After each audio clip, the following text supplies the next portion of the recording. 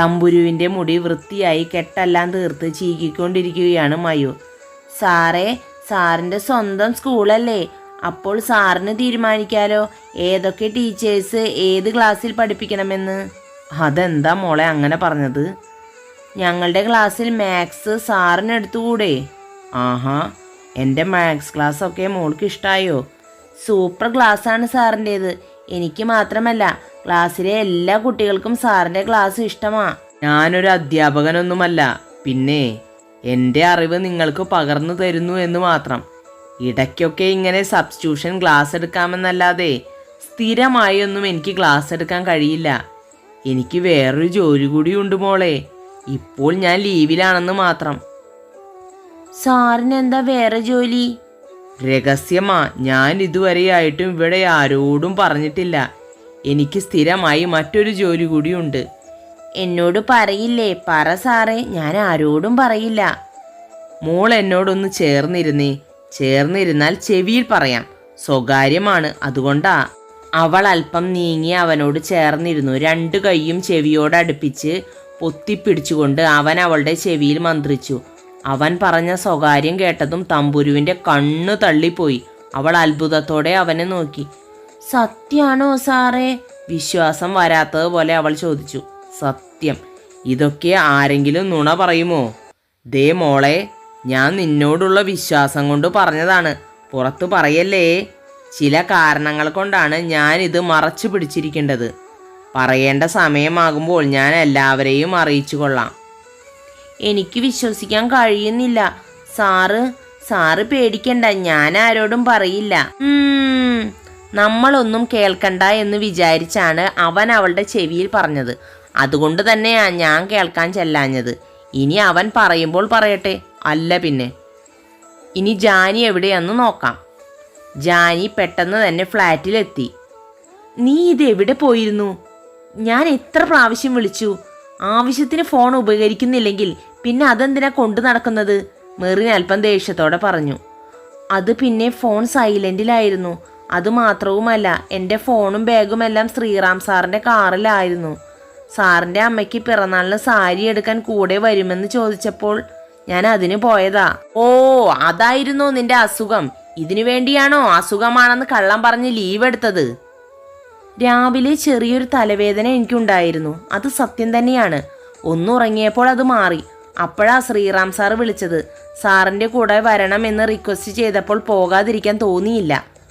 വെറുതെയല്ല ശ്രീറാം സാർ ഒന്ന് ഉച്ചയ്ക്ക് ലീവ് എടുത്തത്. രണ്ടാളും കൂടി കറങ്ങാനായിരുന്നു പ്ലാൻ അല്ലേ?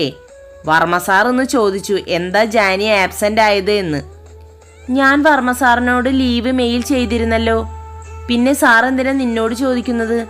ഞാൻ പറഞ്ഞത് സത്യം തന്നെയാണ്. അങ്ങനെ കള്ളം പറഞ്ഞ് കറങ്ങാൻ പോകേണ്ട കാര്യമൊന്നും എനിക്കില്ല. ജാനി അല്പം ദേഷ്യത്തോടെ പറഞ്ഞു. നീ ഇനി എൻ്റെ മുന്നിൽ സത്യം തെളിയിക്കാനൊന്നും നിൽക്കണ്ട. നിന്റെ അനിയത്തിയില്ലേ, അവൾ മാത്സ് പഠിക്കാനാണെന്ന് പറഞ്ഞ മയൂർ സാറിൻ്റെ ഫ്ലാറ്റിലേക്ക് പോയിട്ടുണ്ട്.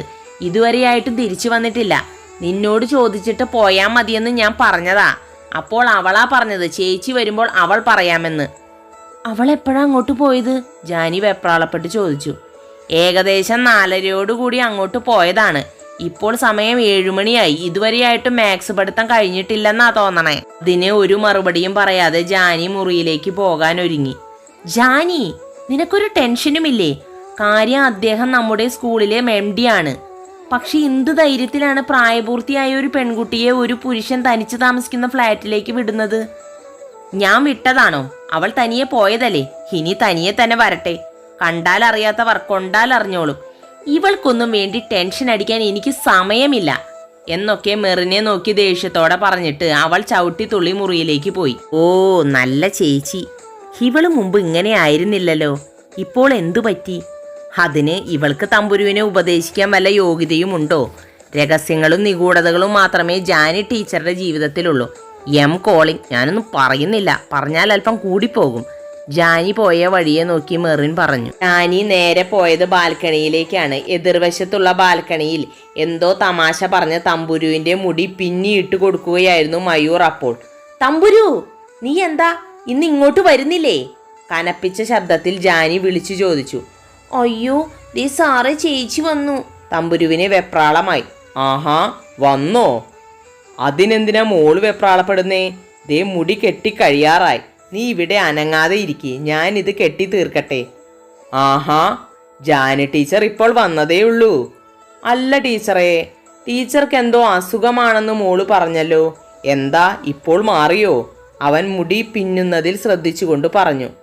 അസുഖം മാറ്റാനാണോ കാറിൽ പോയത്? അവൻ അല്പം ഗൗരവത്തോടെ ജാനിയെ നോക്കിക്കൊണ്ട് ചോദിച്ചു.